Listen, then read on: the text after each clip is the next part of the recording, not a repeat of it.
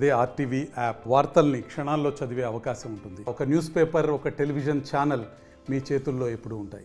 ఆచంట మండలం వేమవరం గ్రామంలో నక్కలకాలకు వచ్చిన వరద ఉధృతి దాదాపు ఈ విధంగా రహదారిపైకి చేరింది. పాలకొల్లు ఆచంట ప్రధాన రహదారి ఇది. నిత్యం కూడా వేలాది వాహనాలు ఈ రహదారి గుండా వెళ్తూ ఉంటాయి.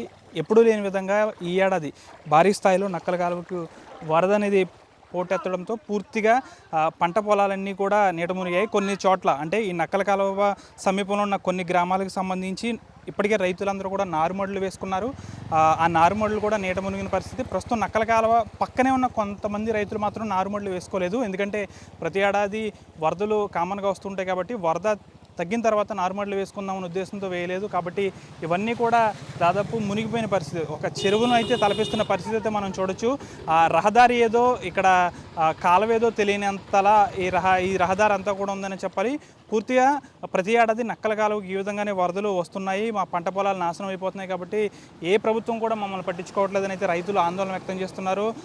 గత రాత్రి కురిసిన వర్షంతో పాటు అంతకుముందు కురిసిన భారీ వర్షాలకు సంబంధించి ఈ నక్కల కాలువ అనేది వరద నీరు భారీగా చేరడంతో రైతులు తీవ్ర ఇబ్బందులు పడుతున్నారు. అంతేకాకుండా ప్రధానంగా ఈ ప్రధానమైన రహదారి కాబట్టి ఈ రహదారి గుండా అనేక మంది ప్రయాణిస్తుంటారు కాబట్టి ఇక్కడ కాలువ రహదారి కూడా కలిసిపోయిన నేపథ్యంలో వాహనదారులు కూడా భయాందోళన చెందుతున్నారు.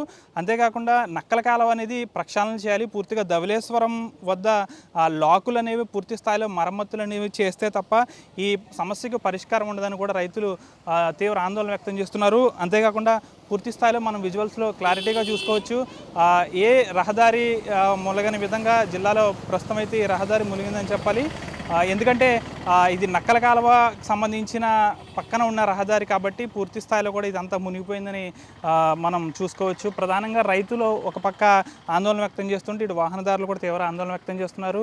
పూర్తిగా నక్కల కాలువ అనేది ఎప్పుడైతే ప్రక్షాళన చేస్తారో తమ బ్రతుకులు అప్పుడే బాగుంటాయని కూడా రైతులు ఇక్కడ ఆందోళన వ్యక్తం చేస్తున్న పరిస్థితి. పూర్తిగా ఎప్పుడైతే నక్కల కాలువ ప్రక్షాళన దిశగా ప్రభుత్వం అడుగులు వేయాలని కోరుతున్నారు.